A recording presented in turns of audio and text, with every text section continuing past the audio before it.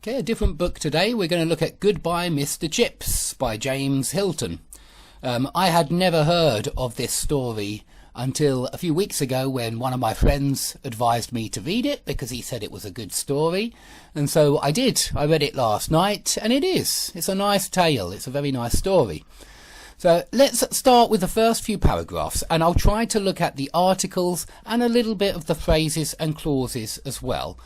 But let's have a look. So when you are getting on in years, now if you know when is a subordinating conjunction, then you already know what this is. It's a subordinate clause. I really recommend learning by heart these words that start incomplete thoughts, because you don't have to wait a long time before you see them in any book. Look, there's another one there. And so it will help you identify subordinate clauses, because when you see a subordinating conjunction at the front of a subject and verb, you know you've got a subordinate clause. Now, another thing to notice is when you are getting on in years, he was getting on in years.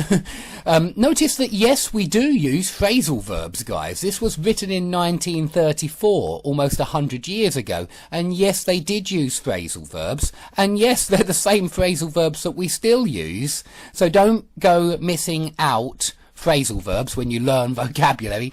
Otherwise, you will miss out on a lot of the language. Okay, so, yeah, they're emphasizing, or the writer's emphasizing, that this guy is getting old, and this is certainly a story about the passage of time, and about the present, the past, and the future. Okay, so when you are getting on in years, but not ill, of course, you get very sleepy at times, and the hours seem to pass like lazy cattle moving across a landscape. Okay, let's just quickly look at the articles then. Notice we didn't say in the years, because we're talking generally about the guy's age. And so we would say, oh, he's getting on in years. You often just say he's getting on, and it means he's getting older. He's getting on. But we're not being specific about which years, okay? Now, here, you could have dropped the article. The writer could have dropped the article and said, you get very sleepy at times and hours seem to pass like lazy cattle moving across the landscape. That doesn't, that's not wrong. That's correct. And then you're talking generally. Adding the just makes the hours more specific. That's all I can say. It adds a slight nuance, but it's so small that I think it is very difficult to pick up. So, and the hours seem to pass like, now this like is important, yeah? You see it again down here. And I showed you, I think in the last two books that we looked at, that when you start to talk, whenever you use a like, you make a simile. You're talking metaphorically when you use a like, yeah? You look like you have seen a ghost, or you look as if you have seen a ghost. You're talking metaphorically. You're making a comparison. And when you do it, you're suddenly, because it becomes hypothetical, the next noun will be general and not specific. You won't usually see like the. You'll usually see like a. Like some. Yes, some is very similar to a. And so cattle here is plural. Some of you might not know that. Cattle is plural. It's the plural for cows. Yeah, when you've got a group of cows, they're called cattle. And so we don't say the lazy cattle. We just say like cattle. Like lazy cattle moving across a landscape. I think this is very similar to when we looked at Brighton Rock. And as soon as he used like, it all became because when you use a like, you're talking hypothetically. And so it's not specific. It's not a specific landscape. It's not specific cattle. We're just making the comparison that the hours passed like cattle moving across a landscape, any landscape.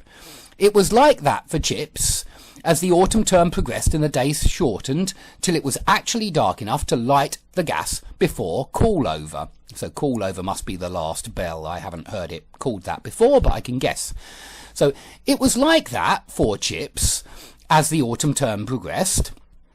So here's the main clause. It was like that for Chips. And then we got a very long subordinate clause as the autumn term progressed and the days shortened till it was actually dark enough.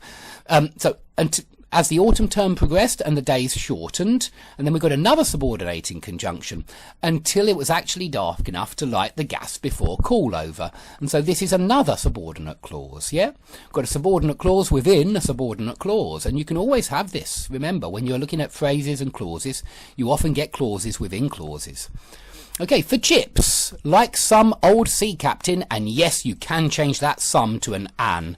It sounds a lot better than the, because if you say like the old sea captain, the reader immediately thinks, which old sea captain? Because when you say the, it sounds like the reader knows who it is, but the reader doesn't know. So like an old sea captain, and you'll see this with like, you'll very often see like a, and it's because you're not specific when you use this like some old sea captain still measured time by the signals of the past.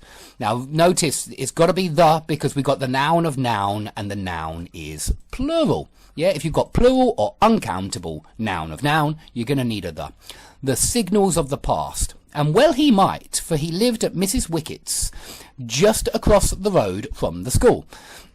So, yeah, let's quickly do the phrases and clauses.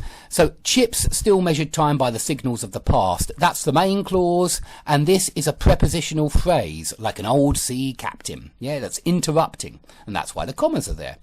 And well he might, yeah, and that means, and well he might measure time by the signals of the past. That's what it means. And you know, and he, so how could I put this? And he should, of course he would, in fact that's better, he would measure time by the signals of the past, for he lived at Mrs. Wickett's. Now notice that that is for fanboys for. That's why we got a comma here. It's joining two main clauses, because this part is a main clause, simply it's just got ellipsis. And well he might measure time by the signals of the past, but it's still a main clause. Yeah, for main clause, and then comma, just across the road from the school. So this is describing Mrs. Wickett's house, yeah? It's describing the position of the house, and so it's an adjectival phrase. It's a prepositional phrase, across the road from the school. Okay, he had been there more than a decade. Notice that we've got to use past